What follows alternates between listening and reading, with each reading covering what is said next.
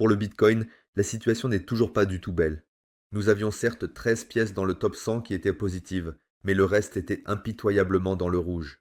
Parfois 50, 60% dans le rouge et tout cela, en l'espace de 90 jours. Donc, cette performance des altcoins au cours des 90 derniers jours ne semble pas du tout bonne. Très peu de bitcoins ont pu surpasser le bitcoin ici. L'indicateur de l'altcoin Season Index était également très bas ces derniers mois. Jamais aussi bas. Actuellement, nous sommes très loin d'une saison des altcoins.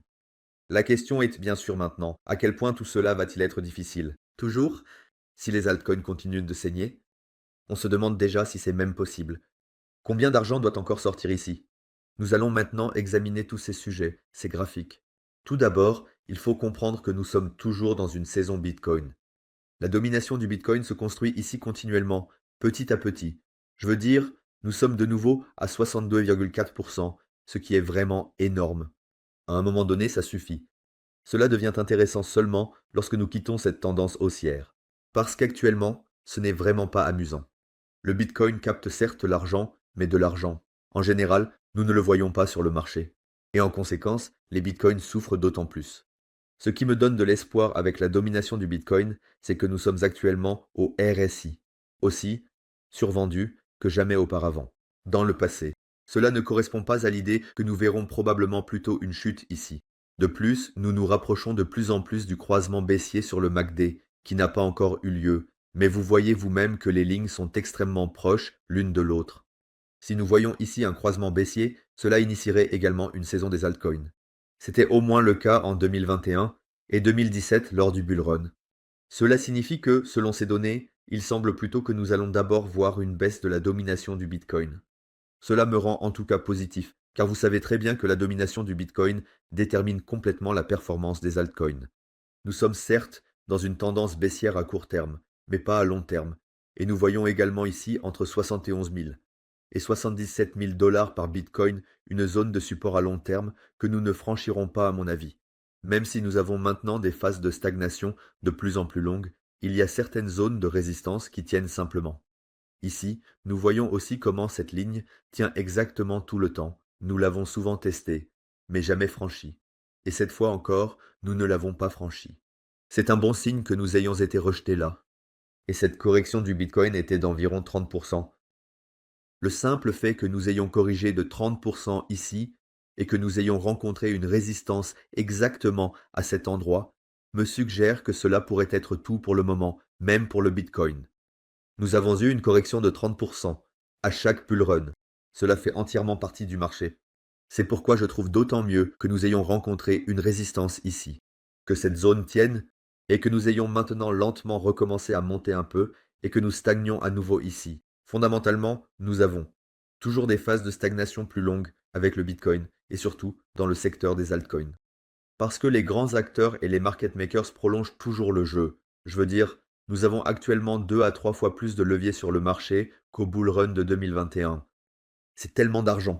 Les maîtres du marché ne laisseront pas passer cela et on le remarque de jour en jour. C'est pourquoi nous avons maintenant simplement des phases de stagnation de plus en plus longues qui font désormais partie intégrante du bull run. Et en raison de ces phases de stagnation, cela frappe d'autant plus fort le Bitcoin. Car c'est précisément dans ces phases de stagnation qu'il reste juste assez d'argent, si c'est le cas, pour le Bitcoin, mais pas pour les Bitcoins.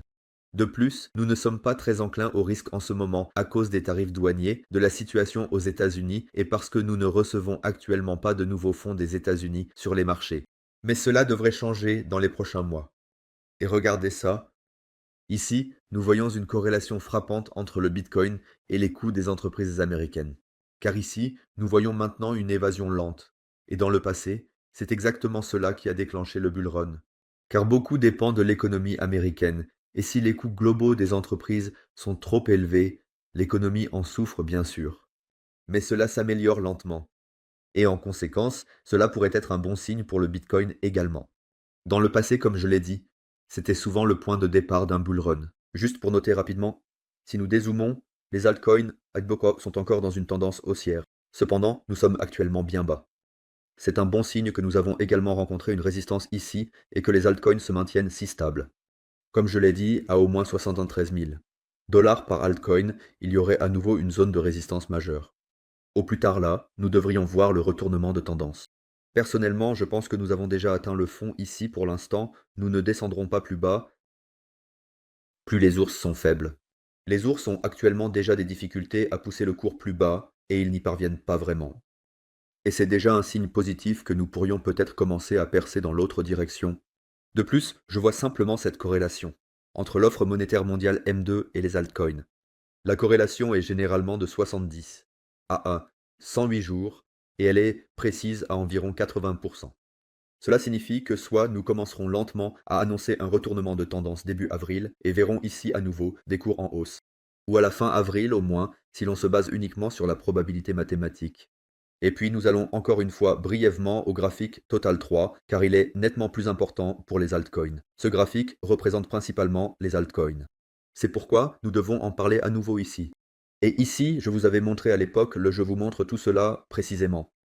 À 10, mars, dans notre groupe de trading VIP. Comment nous pouvons tomber ici? Ici, vous voyez sous 742 milliards de dollars, mais pas significativement plus bas. Allons ici, notre point le plus bas était ici à 711 milliards de dollars. À partir de là, nous avons alors amorcé le retournement de tendance. Ce graphique représente principalement les altcoins. Ici, nous avions une zone de résistance à long terme. Et elle a tenu. Là, nous avons également rencontré une résistance, ce qui était extrêmement important. Et en conséquence, je pense que nous avons vu le pire pour les altcoins temporairement. Je ne crois pas que nous allons encore tomber plus bas ici, car rien que de ce niveau ici en bas jusqu'au niveau où nous sommes actuellement, la plupart des altcoins ont déjà réalisé à nouveau un profit de 20 à 30%. Et ceux qui ne veulent plus manquer mes signaux, mes configurations de trading à l'avenir, devraient absolument vérifier le groupe de trading. Tout est dans la description, c'est 100% gratuit.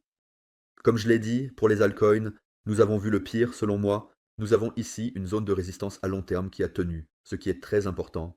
C'est pourquoi, pour l'instant, cela semble bien ici. Et ensuite, nous allons jeter un coup d'œil rapide à la dominance du stablecoin USDT. Car les stablecoins prennent de plus en plus de dominance. En conséquence, nous avons de plus en plus de capital en attente, qui pourrait potentiellement aussi entrer sur ce marché. Si nous baissons ici, dans la dominance des stablecoins, nous montons sur les marchés. Ici, nous voyons également une zone de résistance à long terme, que nous devrions, selon moi, casser vers le bas. Mais cela peut bien sûr aussi s'étendre sur quelques semaines, car cela devient intéressant si nous tombons en dessous ici. Car alors, les altcoins vont certainement monter en flèche. Sinon, comme je l'ai dit, je pense globalement que nous avons vu le pire pour les altcoins, bien sûr. Ils peuvent encore descendre un peu plus bas. Mais alors, nous parlons ici de 40 à 50 milliards qui pourraient encore sortir, mais pas beaucoup plus. Cela signifie que je suis en fait assez optimiste pour les prochaines semaines, et j'espère que vous l'êtes aussi. Je considère tout cela, mais à long terme, pas seulement sur 1 ou 2 semaines, mais vraiment aussi pour les prochains mois.